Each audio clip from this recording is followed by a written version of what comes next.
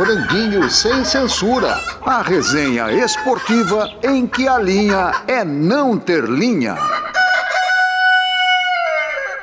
Bom dia, pessoal. Começa uma nova semana, permanecem os velhos problemas. Hoje é segunda-feira, véspera de mais um jogo da seleção do Fernando Diniz, contra o Uruguai. Muito provavelmente, pode-se dizer com certeza, o jogo mais duro que o Diniz vai enfrentar nessa sua nova fase à frente da seleção. Se por lá as dificuldades prometem ser muitas, aqui pelo Brasil não anda muito melhor. A entrevista da presidente do Palmeiras, Leila Pereira, foi realmente retumbante. Causou arrepios em muita gente lá do lado do Verdão. E no Corinthians, a temperatura sobe estratosfericamente às vésperas da eleição. Para discutir isso estão aqui comigo Ailton Amalfi, Rodrigo Gini e Luiz Quartarolo. Pessoal, bola rolando. Debate Franguinho. Um debate bem temperado. Bom, vamos começar falando da seleção, que eu estou até com a camisa aqui, Vino Tinto. Vamos começar falando da seleção. Quem diria, hein, Quartarolo, Gini e Lito, que a gente ia tomar um gol de bicicleta da seleção da Venezuela, né? Puxeta, aquilo não é bicicleta. Na rua era puxeta, né? Sim. Na rua era puxeta. E quem diria, e a seleção não foi nada convincente, não jogou bem. E aqui entre nós, como disse o Hélio outro dia, seleção brasileira e Neymar, vai ver se eu estou na esquina. Bom, já que o Gini trocou de lugar comigo, ele não queria ficar embaixo de você no quadro, Amalfi, então vou eu agora. Lito, um abraço a todos vocês. Boa semana, né? Olha, é difícil falar da seleção, porque a seleção não jogou, né? É terrível, cara, terrível, né? O Ian Couto entrou no lugar do Danilo, até fez umas boas jogadas, é o que tem nesse momento, né? Aí, quando o Soteldo entrou, ele morreu, né? Quer dizer, quando teve um cara que foi para cima dele, não conseguiu mais jogar. Mas não é culpa dele, é claro. É um garoto ainda, tomara que vire um grande jogador. A seleção ficou devendo totalmente, né?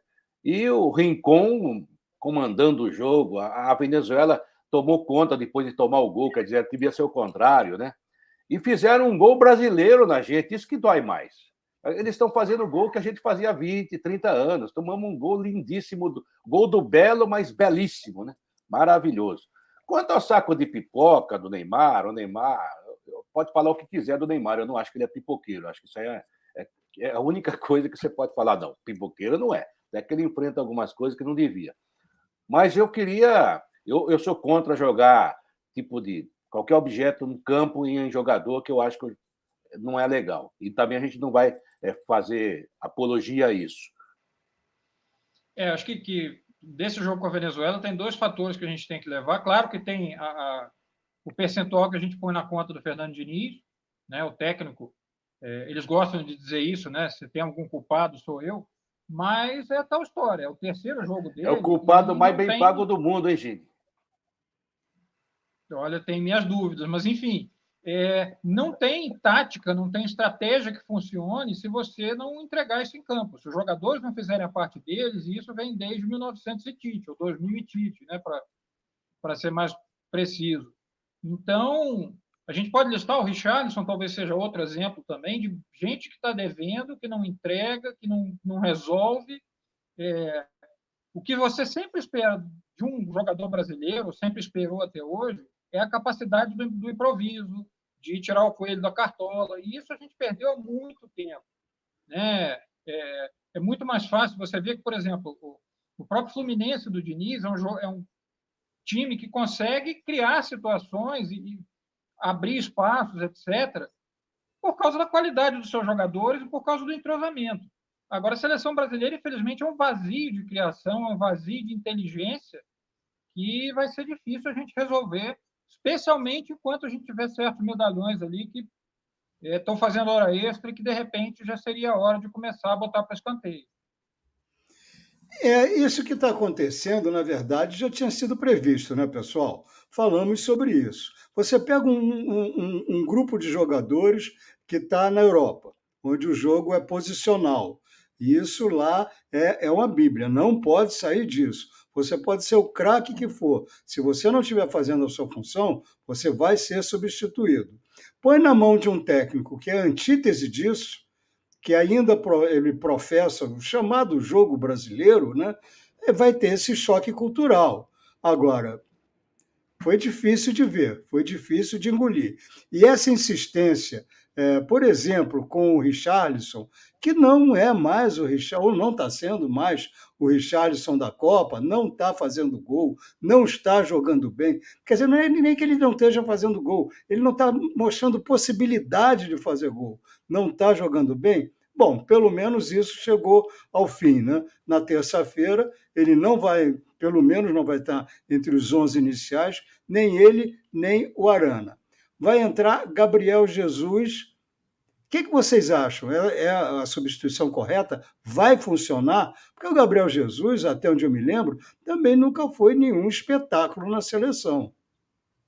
Mas ele está jogando muito bem no Arsenal. Eu acho ele...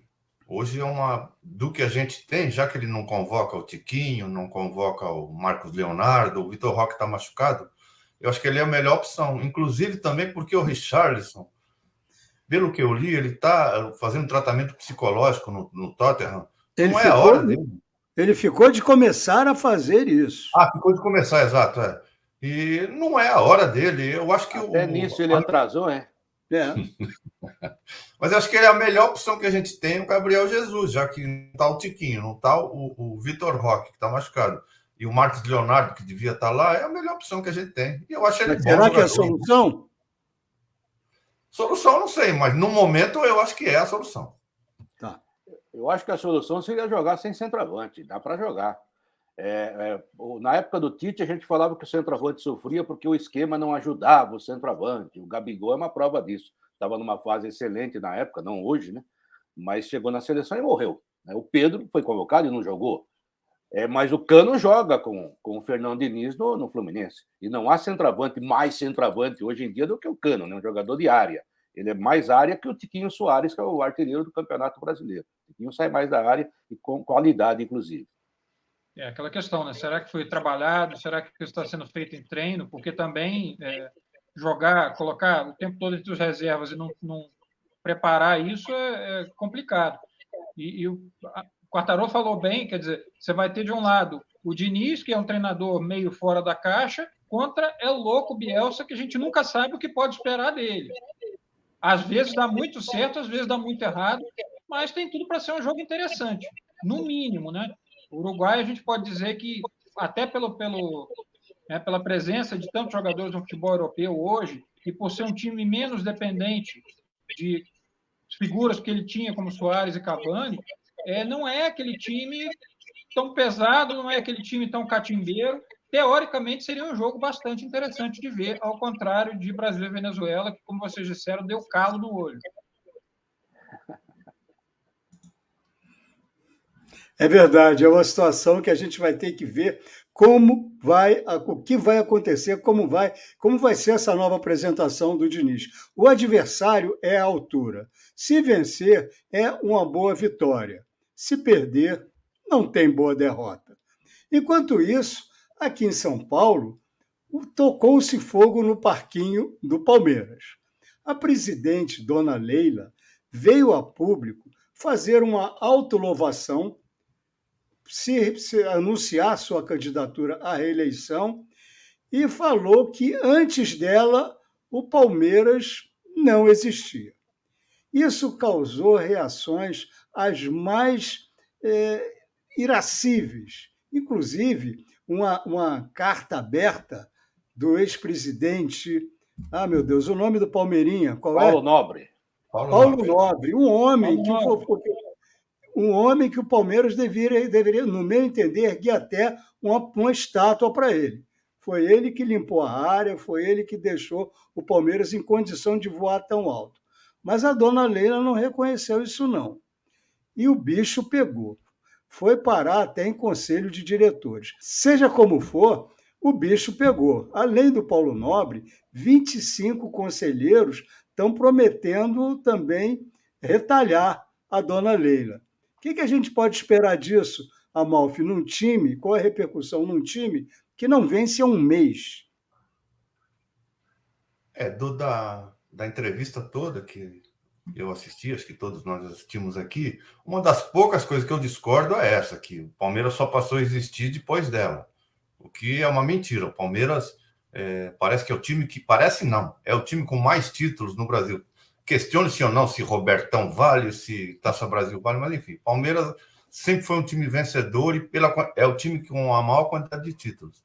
Ela devia ter reconhecido, ela é arrogante, ela falou muita verdade, muita coisa que estava entalada, ela foi intimidada pela torcida, ela não afinou, mas essa coisa que o Palmeiras só passou a existir depois dela e o Palmeiras vai continuar, quando ela sair, lutando para não cair, eu não acredito mais, o Palmeiras não é mais assim, e ela teria que ter reconhecido o Paulo Nobre, que deve ser um inimigo dela.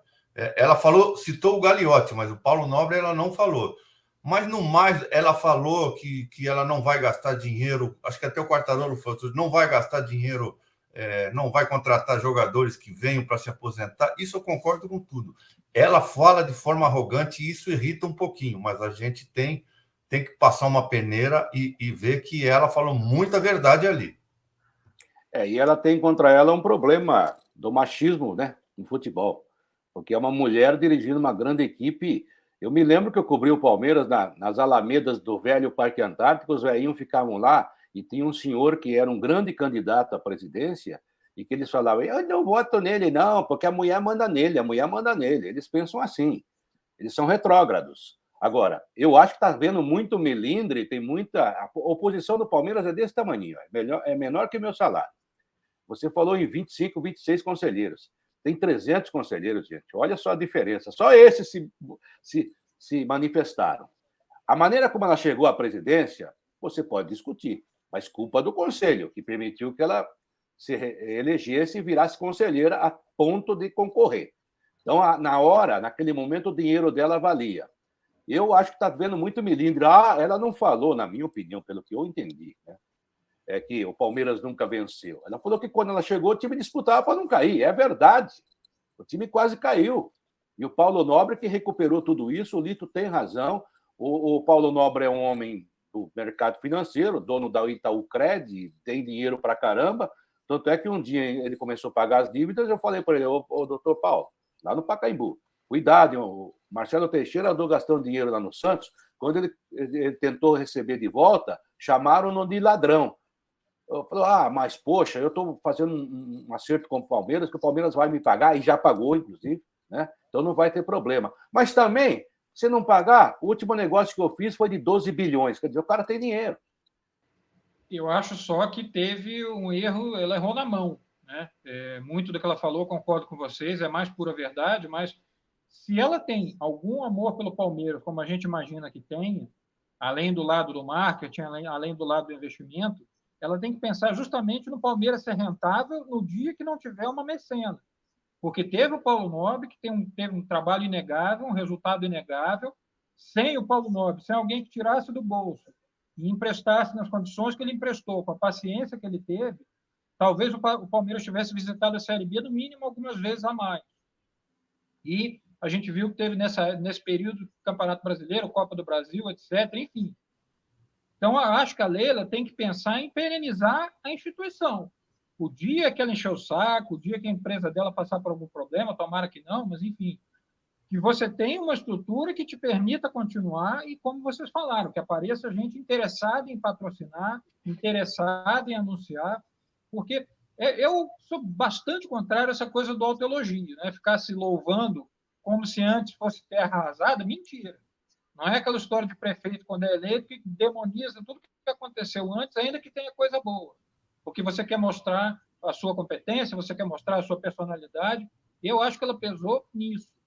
E concordo com vocês, não tem motivo nenhum para crise, o torcedor do Palmeiras está mal acostumado, né? Passa, quando muito, 1, 2, 3 anos sem um título, se muito.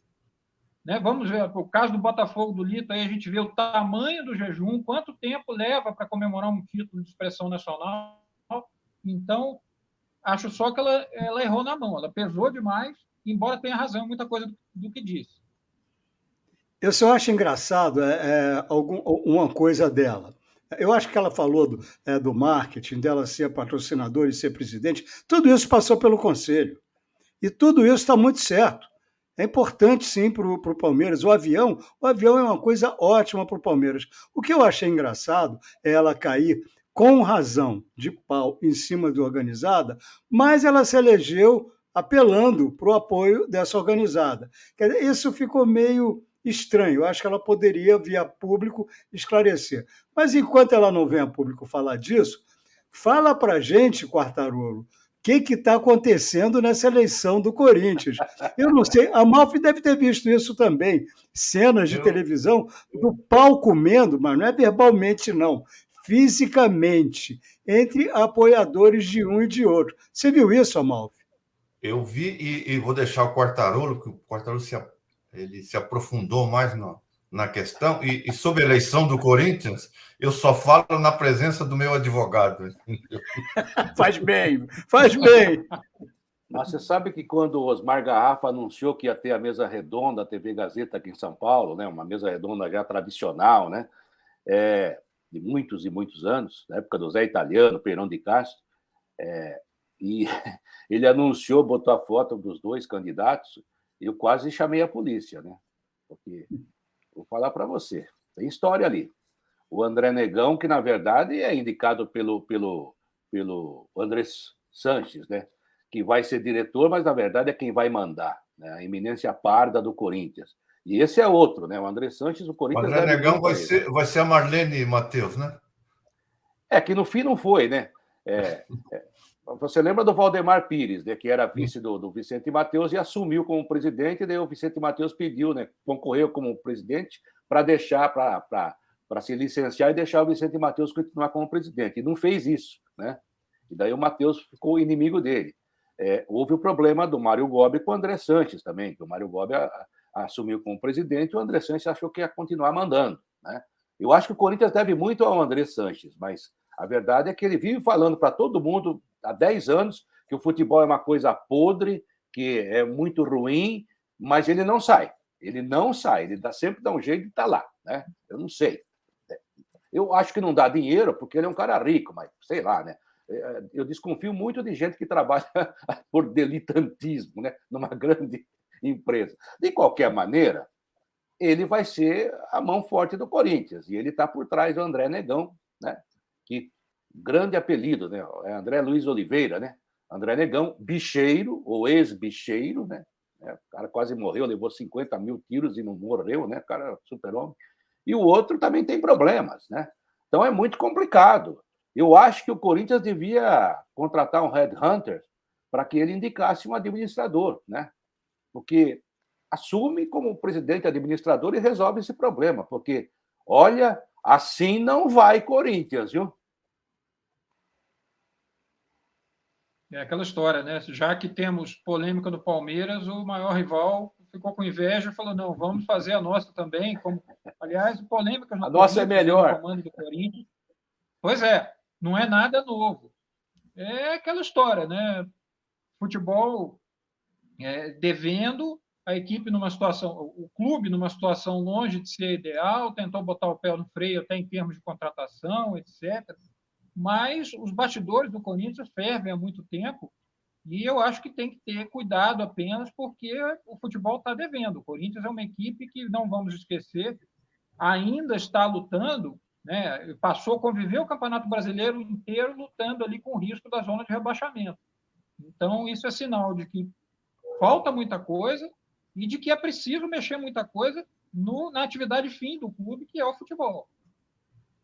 E quanto a isso, rapidinho, que a dona Leila, voltando rapidíssimo, ela deu uma carteada que a camisa do Corinthians vale 123 milhões, né? Ela carteou e até agora não apareceu, né? Ela disse que se for 123 milhões, ela aumenta para 123 milhões.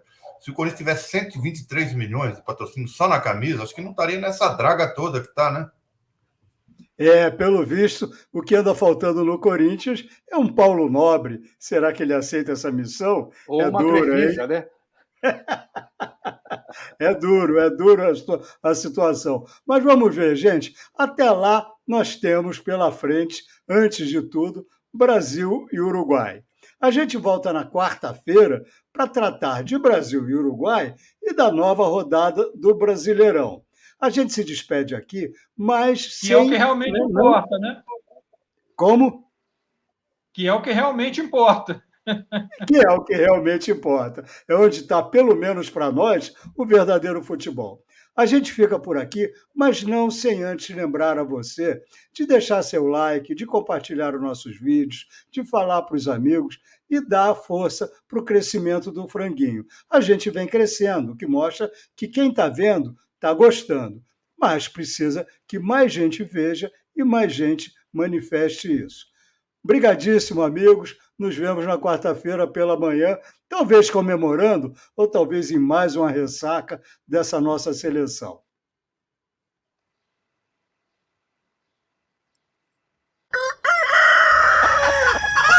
Franguinho sem censura. A resenha esportiva em que a linha é não ter linha.